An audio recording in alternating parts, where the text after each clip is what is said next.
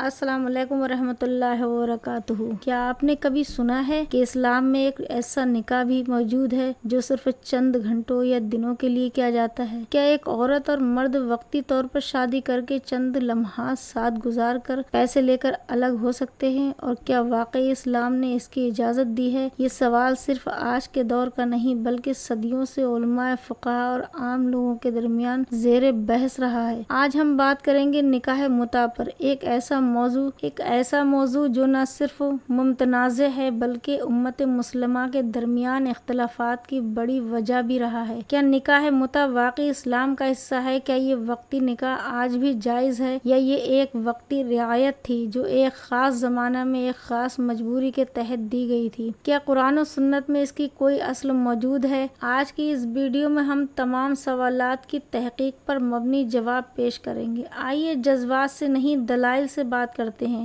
حق وہی ہے جو قرآن و سنت سے ثابت ہو، نہ کسی فرقے کا دباؤ، نہ روایت کا بوجھ، صرف وہی مانا جائے گا جو اللہ اور اس کے رسول صلی اللہ علیہ وسلم نے فرمایا۔ چلیے آغاز کرتے ہیں ایک ایسے موضوع کا جس پر جاننا ہر مسلمان کے لیے ضروری ہے، نکاح متع۔ نکاح متع ایک ایسا نکاح ہے جس میں مرد اور عورت باہمی رضامندی سے ایک معین مدت کے لیے نکاح کرتے ہیں۔ یہ مدت گھنٹوں، دنوں، ہفتوں یا مہینوں کی ہو سکتی ہے۔ مدت ختم ہونے پر نکاح خود بخود ختم ہو جاتا ہے اور طلاق یا خلا کی ضرورت پیش نکاح متع میں مہر بھی طے کیا جاتا ہے جو عورت کو ادا کیا جاتا ہے۔ اس نکاح میں نہ وراثت ہوتی ہے، نہ شوہر کے حقوق اور نہ ازدواجی زندگی کا کوئی مستقل رشتہ۔ یہ نکاح دراصل وقتی جسمانی تعلق کے لیے کیا جاتا ہے جو ایک طے شدہ پیسے کی عوض ہوتا ہے۔ یہی وجہ ہے کہ بعض علماء نے اسے زنا کو شرعی لبادہ پہنانے کی کوشش قرار دیا ہے۔ اسلام کے ابتدائی دور میں جب مسلمانوں کو بار بار جنگوں میں جانا پڑتا تھا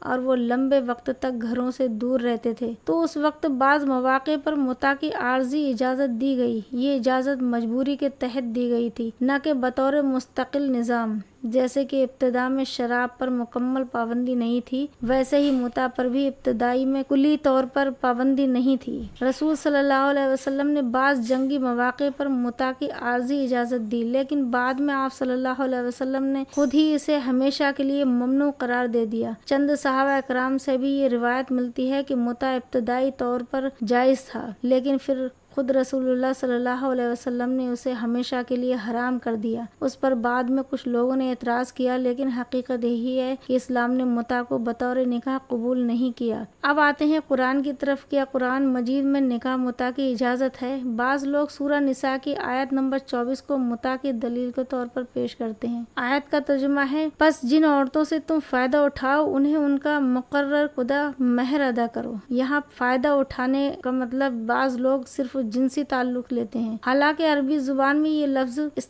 استمتاع صرف جسمانی لذت کے لیے استعمال نہیں ہوتا بلکہ پورے نکاحی رشتے میں شریک ہونے، ایک دوسرے سے محبت، سکون اور فائدہ لینے کے لیے بھی بولا جاتا ہے۔ یہ آیت دراصل نکاح کے عمومی اصول بیان کر رہی ہے، نہ کہ وقتی نکاح یا متع کی اجازت دے رہی ہے۔ مزید برآں اگر یہ آیت متع کی اجازت ہوتی تو پھر رسول اللہ صلی اللہ علیہ وسلم اسے منسوخ کیوں کرتے؟ لہٰذا قرآن سے نکاح متع کو جائز ثابت کرنا ایک غلط تعویل ہے۔ احادیث میں واضح طور پر ملتا ہے کہ متع کو بعد میں حرام قرار دیا گیا۔ صحیح مسلم، صحیح بخاری اور دیگر کتب حدیث میں موجود ہے کہ رسول اللہ صلی اللہ علیہ وسلم نے فرمایا، اے لوگو میں نے تمہیں متع کی اجازت دی تھی، اب اللہ نے اسے قیامت تک کے لیے حرام کر دیا ہے۔ یہ روایت کئی صحابہ کرام سے منقول ہے جن میں حضرت علی، حضرت عمر اور حضرت جابر بھی شامل ہیں۔ حضرت علی نے فرمایا، اگر میں کسی کو متع کرتا دیکھوں تو اسے سنسار کر دوں گا۔ حضرت عمر نے اپنے دور خلافت میں اعلان کیا، 2 متع تھے جنہیں رسول اللہ صلی اللہ علیہ وسلم نے حرام کر دیا اور میں بھی